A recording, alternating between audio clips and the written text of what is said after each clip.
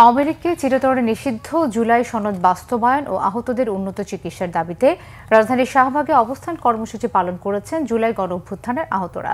সকালে ৩ দফা দাবি আদায়ে তারা শাহবাগ মোড়ে অবস্থান নেয়। এতে শাহবাগ এলাকায় যান চলাচল বন্ধ হয়ে যায়। গণঅভ্যুত্থানে আহতরা বলেন, তারা কোনো রাজনৈতিক দলের ব্যানারে আন্দোলন না করলেও জুলাই সনদকে হারিয়ে যেতে দিতে চান না।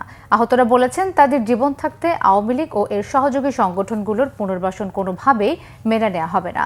তারা আওয়ামী লীগকে ভারতের রাজাকার আখ্যা দিয়ে বলেন, আওয়ামী লীগ নিষিদ্ধের চূড়ান্ত সিদ্ধান্ত ছাড়া রাজপথ ছাড়বেন না। এছাড়া গণঅভ্যুত্থানে আহতরা দাবি করেন, তারা রাজপথে অবস্থানকালেই জুলাই সনদ ঘোষণা করতে হবে। আহতদের চিকিৎসার নিশ্চয়তা দিতে স্বাস্থ্য মন্ত্রণালয়ের পক্ষ থেকে ঘোষণা আসা জরুরি বলেও মনে করেন তারা। আমার অথবা আমার ছেলের 14 থেকে 14.5 লক্ষ টাকা খরচ হয়েছে, সেটা ব্যাপার না। ব্যাপার হলো আমার ছেলে এখন সে বাথরুমে যেতে পারে না, সে হাঁটতে পারে না। আমিও গুলি খাওয়ার সঙ্গে সঙ্গে স্টক করেছি, আর ওই জায়গা আমার ভেঙে যায়। আজীবনের জন্য নিষিদ্ধ করতে হবে আমলিকে।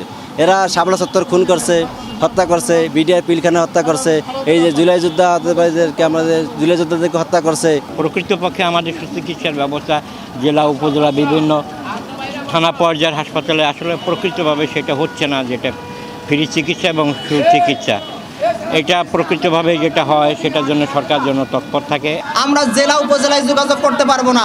এখানে আমরা আপনার শাহবাগে উপস্থিত হয়েছি, শাহবাগে আপনাকে আসতে হবে, আমাদের দাবি পূরণ করতে হবে।